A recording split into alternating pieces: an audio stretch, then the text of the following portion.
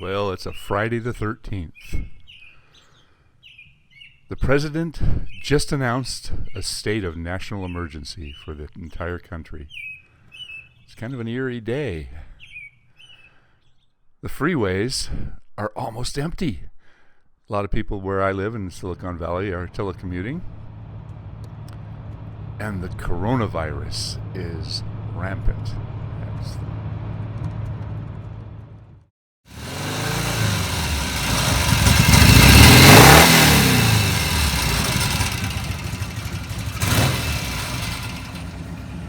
And my old friend Jerry has finally decided that he's going to sell me his Norton 750 Commando Combat Edition. I've always loved that bike. But here's the job. This is his tree. This is a prominent oak tree, live oak, Quercus agrifolia, coast live oak.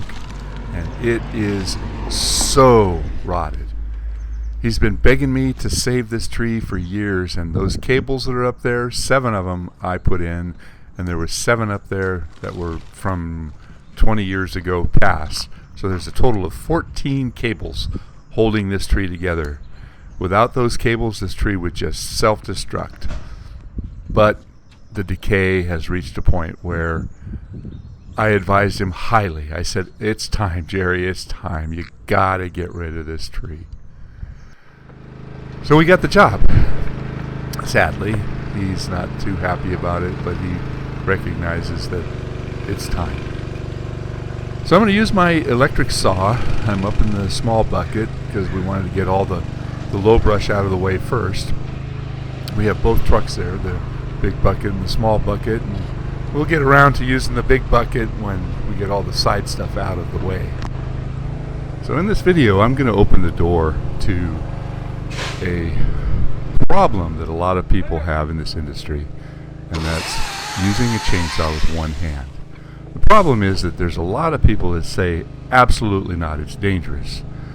And it is dangerous, and I cannot advise anybody to use a chainsaw, any chainsaw, with one hand. And there's a big exception there, and the big exception there is, there I am, I'm one-handing it, it's about strength. And if you're a professional and you can do this for a long period of time, and it's comfortable, and you're strong enough and capable of and secure enough with the saw, then you're going to find that most professionals use one hand a lot of the time. There's my 200T. That's an older version. That's one of the best top handle climbing saws. It's an older one that I've got. I don't have too many of those anymore. There's a classic. How many of you remember the old 020? That was one of the first top handle saws. That's all metal. That's considerably heavier. And you can see that I'm still holding it straight out. And this is a little bit more of a strain because it's a heavier saw. Here's the old 25DA, the Poulin 25DA. That was the saw that I used for the first 15 years in business. I've probably gone through 100 of those saws. And that's even heavier still. The case is all metal, but I'm holding it out. And mind you, I'm doing that with my left hand because I'm holding the camera with my right hand. So whenever possible, use 2 hands. But when you're up in a tree and you're climbing up underneath branches and you've got to piece something apart, and like I said, this is a professional skill that I would never advise an amateur or a homeowner or somebody that doesn't have the strength or the ability to do that. But you're going to see a lot of professionals throughout your career one-handing saws. And I know there's going to be a whole bunch of you that are going to put in comments, you're going to give me thumbs down, you're going to really blast me for it, but the truth is the truth. And I know a lot of you guys are going to agree with me, and you know, it's something that you have to do. You have to learn how to manage the wood and manage the brush. And these little tiny small pieces, they're all tangled up. So if I just cut it with 2 hands, it would fall on my head, but it wouldn't come out of the way. So this is how we work. This is how I work. But if I have anybody in my crew that shows me that they're not strong enough or not capable enough, I would never allow them to do that. So it's it's kind of a controversy, and there's a lot of people, a lot of the safety police out there that never or are incapable of using a chainsaw with one hand are going to be the naysayers and say never, never, never, and really blast you for it. And I have to agree with them that it is indeed possibly dangerous. It's something that is a skill. It's something that takes years to develop the skill, as well as the strength. I keep using that word strength, but that's critical. It really is critical.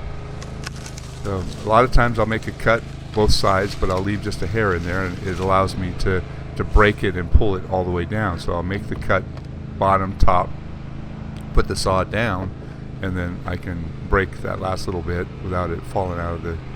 And that is also a skill, understanding how far to go and being real adept with making all your cuts. So this actually went pretty fast. I was up there, well, at least until lunchtime. Oh, this is kind of cool. Across the street, they were filming a movie, and they were building a set. It was a Wild West nice new type lumber, of you're movie. trying to make it look old. And this guy is building I guess it's the front of a house or something. This cable is now slack. It was taut as could be when we started. So my goal here is to go around and lighten the weight up on all the branches first. I want to get it to a point. I'm not going to cut any of the cables until I get all the brush out of the tree, or at least the side brush all the way around. That'll allow me to use the top of the tree to rope down some of the wood, but because of the weakness in the base, I'm going to leave all the lower cables anyway. I'm going to start at the top, and I'll take one cable off at a time and bring that wood down. So it's kind of a puzzle, because I really don't want to mess this up. So it's lunchtime, and I wanted to show you this. After all that time, 3 hours of solid cutting, I still got 4 bars on my chainsaw. Then the wind picked up. After lunch, I got back up there. A storm is brewing. The weather is changing. It's been one of those days. Did I tell you it was Friday the 13th? Well, that made it really hard, because all the cutting I was doing, the sawdust is blowing it back in my face. Blew that guy's prop down. It just destroyed it. That was kind of sad. So I kept working and getting all the side brush all the way around. It's hard to tell in this video. There's a big tree. So end of the day, I got all the way down. This is about 3 o'clock. I reached a point where I still had 1 bar. That was everything I did with 1 charge. So this is the end of day 1. I expect this job to take 3 days for probably 3 guys, maybe 4 guys. I might bring in 4 guys on Monday and Tuesday. And what you don't understand, a lot of you will say, oh, I could get that job done in 1 day. Why don't you use a crane? Why don't you this?